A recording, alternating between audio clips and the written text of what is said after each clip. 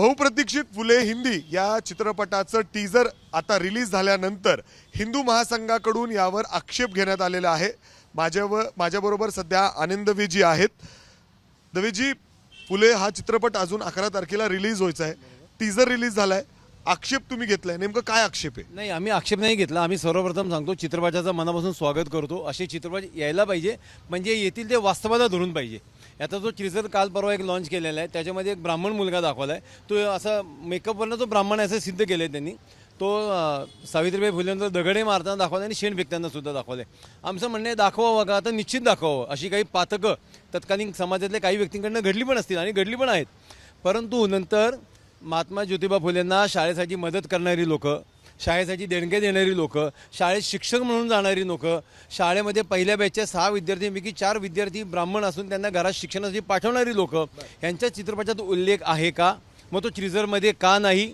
याचा अर्थ स्पष्ट आहे, तुम्हाला टीजर दाखवून महाराष्ट्रात जातीयवाद करायचा आहे।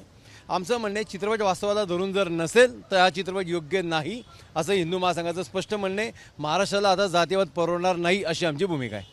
परंतु आता तर त्यांचं फक्त टीजर आणि ट्रेलर हे रिलीज झालेले आहेत। यामध्ये जरी नाही नसेल दाखवलं, 11 तारखेला हा पिक्चर रिलीज होणार आहे, त्याच्या पूर्वीच तुम्ही अशा पद्धतीने त्याच्यावर ऑब्जेक्शन घेताय? मी सांगतो, मी चित्रपटाच्या वितरकांशी सुद्धा बोललोय स्वतः।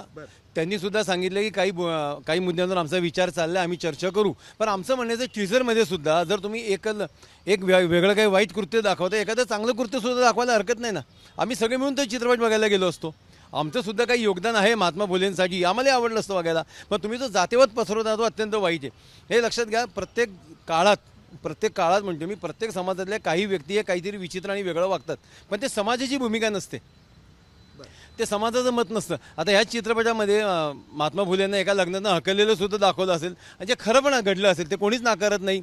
परंतु महात्माजींनी त्या लग्नात गेलेत, म्हणजे त्यांना माहिती असेल की असं काही होणार नाही, माहीत असतं ते गेले नसते।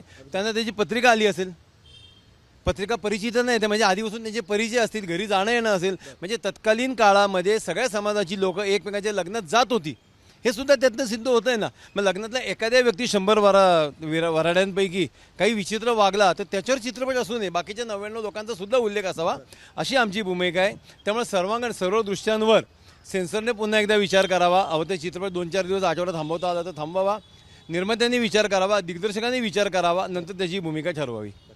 आता तुमची भूमिका काय आहे? तुम्ही डायरेक्टर यांच्याशी बोलणं झालेलं आहे तुमचं, काय त्यांचं म्हणणं आहे नेमकं? वितरक म्हटले तर आज आम्ही पुन्हा सगळे एकमेकांशी बोलतो आहोत, भेटू, आणि जर काही आक्षेपार्ह असं वाटत असेल आम्ही त्याचा विचार करू, असं त्यांनी आज मला सांगितले। आपल्याला एका सहकार्याने ते रेकॉर्ड सुद्धा केले। आमचं म्हणणं आहे शुक्रवारी हा चित्रपट रिलीज झालं की आम्ही तो बघू, बघितल्याशिवाय भूमिका हिंदू महासंघ कधीच घेत नाही एका वाक्यावरनं, परंतु वाक्यावरनं सुद्धा येण्यापैकी चित्रपट कसा असेल ते कळायला, तरी चित्रपट पूर्ण बघू शुक्रवारी, नंतर पुन्हा एकदा आम्ही आमची भूमिका मांडू। तुम्हाला सेन्सर बोर्डवर विश्वास नाही का? कारण त्यांनी हा चित्रपटाला परवानगी दिलेली आहे, हिरवा कंदील दिल्यानंतरच हा चित्रपट रिलीज होतो।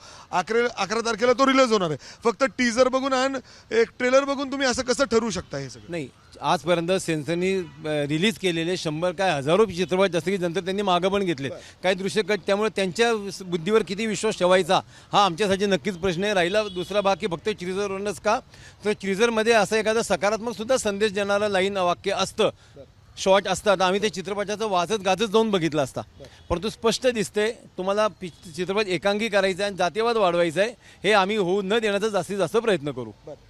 मग आता पुढची भूमिका काय आहे? 11 तारखेला पिक्चर तुम्ही रिलीज होऊ देणार आहे की नाही? नाही, चित्रपट रिलीज होऊन देऊ, आम्ही स्वतः त्यातले काही लोकांचे चित्रपट जाऊन बघू, नंतर बाहेर आल्यावर पुन्हा आम्ही आपल्या सगळ्यांशी संपर्क करू। अर्थात हिंदू महासंघाकडून काही सीन्सवर या ठिकाणी आक्षेप घेण्यात आलेला आहे, जे टीजर आणि ट्रेलरमध्ये आहेत। ज्या पद्धतीने ब्राह्मण समाजाकडून काही चांगल्या गोष्टी देखील झालेल्या आहेत, ते सगळे सीन्स या पिक्चरमध्ये आहेत का, त्यांनी ते घेतले जावेत अशी देखील त्यांची या ठिकाणी मागणी आहे।